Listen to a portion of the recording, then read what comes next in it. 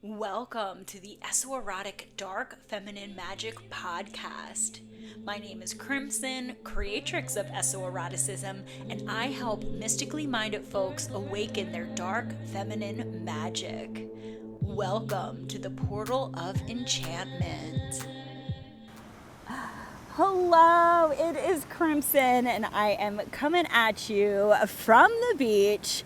And I have a part 2 to the July Rambles and Musings that I recorded and posted yesterday. And that is because I misspoke about something. And my initial thought was, ooh, you girl, you got to take that down and re-record the whole thing. And then I remembered what we talked about yesterday, or the July, whenever. You don't know when I posted it, but the July Ramble and Musing was all about like decoupling and deconstructing around the old paradigm. And so old paradigm is very much perfection. And I definitely have tendencies towards beating myself up when things aren't perfect. But at the same time, I don't want to be giving out disinformation. Hello. And so I was at the beach. Like I said, I've been doing a lot in the mornings. If you're watching the video, I'm a little ruddy. I've been walking for about an hour.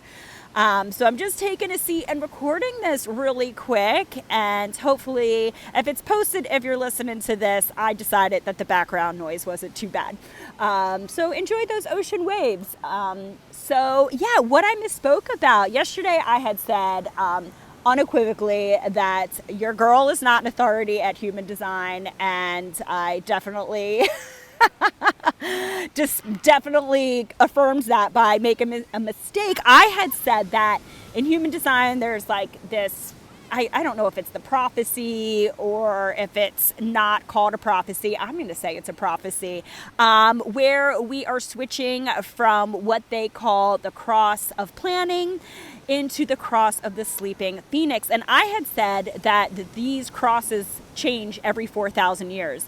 Y'all, it's every 400 years. And so, again, I don't know a whole lot about human design, and I am definitely not an expert, but I was like, girl, you can't be misspeaking like this. You can't be giving out the disinformation. Come on here, do another part 2, dispel that misinformation, and also do a part 2 and talk real quick about maybe some ways that we can actually actionably choose to align with this new paradigm. And so what I'm doing right now is one of them, releasing this attachment to old paradigm ways of being.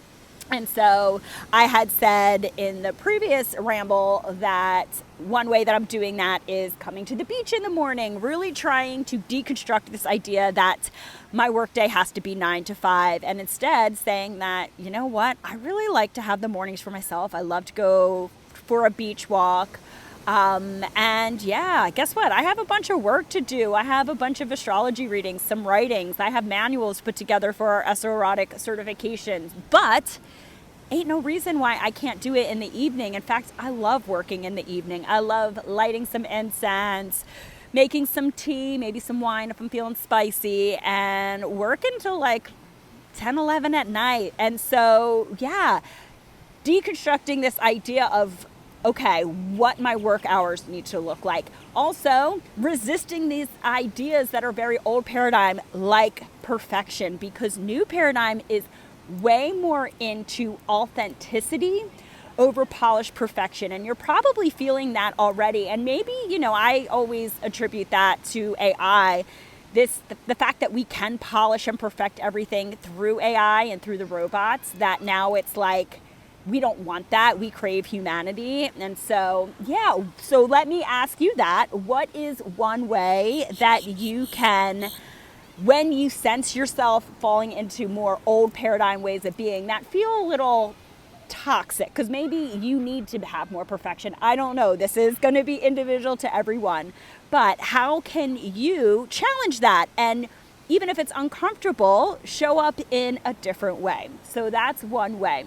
Another thing I was thinking was, because we were talking about the new paradigm is about individuality versus conformity within groups, what is a group that you identify with? Is it like, I'm a Democrat, I'm a witch, I'm queer, whatever. I'm not saying that identity or association or alliances are bad. That's definitely not what I'm saying.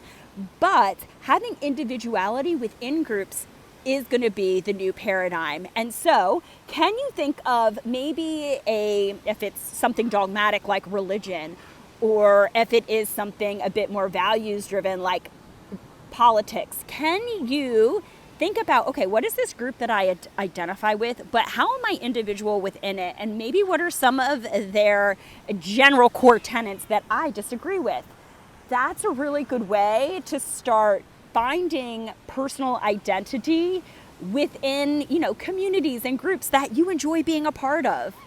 Obviously, another thing we talk about all the time is intuition, but now more than ever, how can you make a choice? So maybe today, how can you make a choice that's completely illogical but intuitively aligned? Maybe your intuition is telling you, I want to go this way home, despite your logic saying that is not the quick way home. That's obviously something really simple. We want to work up to applying this to more consequential areas of our life. And so, how can we start being comfortable being completely illogical? Because in the new paradigm, it's all about being intuitively led versus logically led, and being aligned with our authenticity. And so recognizing how, when you are in aligned with your authenticity, that's kind of where your intuition can be activated from. And so it gets more consequential. It starts applying to your work, to your relationships, to where you live, all of these different things to consider. Something that I had heard when I was, on my human design cross of the Sleeping Phoenix kick was this idea that people are getting really resistant to trading time for money, and the idea of resistance to people wanting to work. And we kind of talked, not wanting to work, I misspoke on that.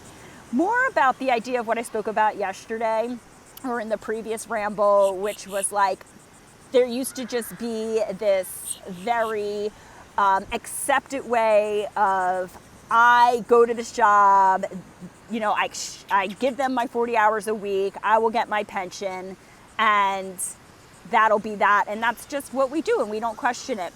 And now people are really saying, is it all worth it though? And I thought that was really interesting. And so I started, this is going to be the last little tip. So I started kind of doing my little overthinking from there during my beach walk. And I was like, but like, who's going to, I love this idea that we all have work that we love. I feel really blessed that I do, but I'm still kind of tied into this idea of like having to do like a lot of the promotion and the drudge work and the things of like getting paid for it to support myself. And I was thinking, okay, but like we are gonna have things that need to get done. Like is something like waste management, is anyone gonna have a passion to do that? If this idea of like we're done exchanging, work for money, and the idea they were talking about how like we can align with what we love doing in the future. And I was like, well, that's ridiculous. Like how who's going to be doing the waste management? Who's going to be doing the bartending or the waitressing or what, whatever it is? Not that a lot of people do like those jobs, but you know what I'm saying. The guy who has to, come and do the pest control at my house, I'm sure he loves it, but I don't think he's doing it if he's not getting paid. So anyway, I found this little trick that I do, and it's like, instead of questioning, well, that can't work, saying this blanket statement, what if the aliens come and take care of that? Meaning, what if the aliens come down and all of a sudden there is no need to make money, and it is just, we all get a base universal income. And so what if the aliens come and create the robots that can do all the things? Or we have the robots, hello. And what if the aliens come and the robots no longer require data centers and fuel sources? So anytime you start to question, it can't be that good. This can't work out for me. This is a little delulu. And I'm not saying get ridiculous, although maybe get ridiculous, but just responding with what if the aliens come down and take care of that? And how can the paradigm really shift in a way that feels really juicy and liberating and expansive? I know one of the points on this Cross of the Sleeping Phoenix is abundance. And so that feels abundant, not tied to old paradigm ways of being. And so this is kind of just a fun little recording, a fun little thing to get us out of our limiting beliefs about really how we can cross the threshold and how we can maybe a little more magically conceive of a new reality. And I'm not saying the aliens are coming and taking care of everything, and I'm not saying that we get to do all that we love and the future is rainbows and lollipops, but I do really like starting to break out of the cage that I don't even realize that I operate within.